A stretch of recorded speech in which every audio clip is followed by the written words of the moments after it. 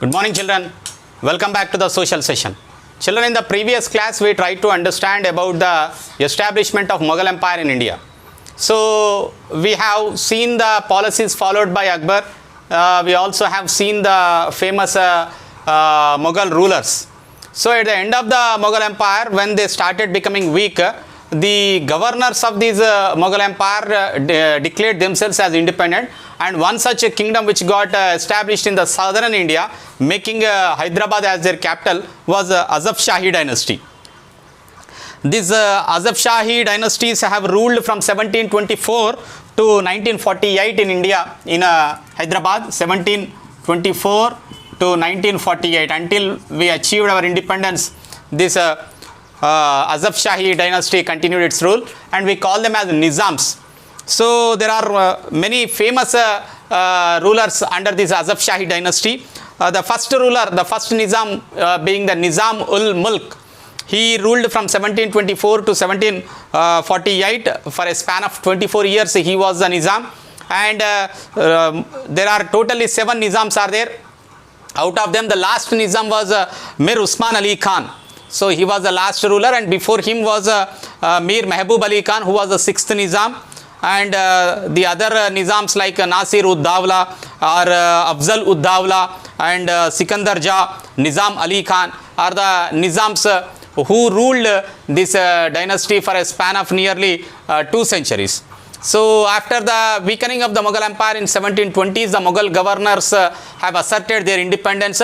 One of them was the Subedar of the Deccan region called as Kulich Khan, Chin Kulich Khan.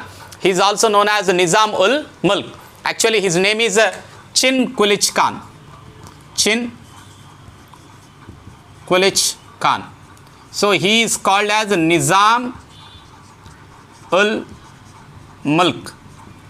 So, he is also called as Nizam ul Mulk. He declared independence and he is the founder of the Azaf Shahi dynasty in 1724 with its capital as Hyderabad. So, he ruled for 24 years. The Azaf Shahi rulers were 10 number in the kings, but out of them only 7 kings got the title called as Nizam. So, this title is generally given by the Mughals, because even though they declared independence, but they declared that their master is a Mughal ruler, Mughal emperor. So, the people like Nazar Jang and Muzaffar Jang and Sabadat Jang were not called as Nizams.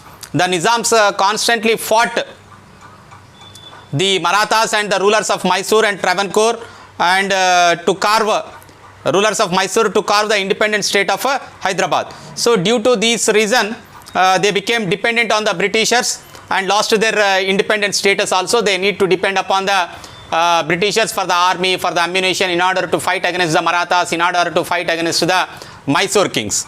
They undertook the colonial modernization under the Britishers, under the influence of the British officials, and the British loved the Hyderabad culture. During the late 19th century, that is, Hyderabad embarked on the path of development. It was Salar Jang who was the prime minister of the Nizams between 1853 to 1883. During the period of Afzal ud Dawla, he was the Nizam. Under him, he was the prime minister.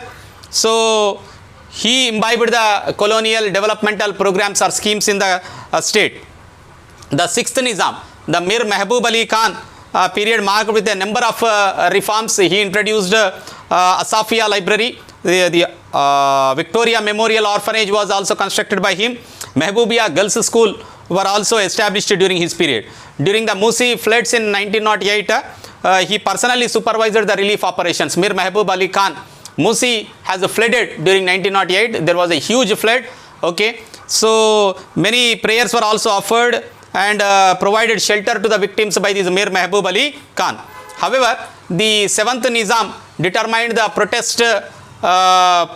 He determined to protect the feudal powers or feudal kings, feudal power structure in the state, despite the popular Protestant movements for liberal administrative reforms. So, about all the achievements we shall read in the next class, but remember, during the Hyderabad state, we shall read in detail about the developments made or occurred during the period of Mir Usman Ali Khan. So, this is the end of the lesson. called as the establishment of the Mughal Empire. Thank you children, and complete the fair notes of this lesson. Thank you.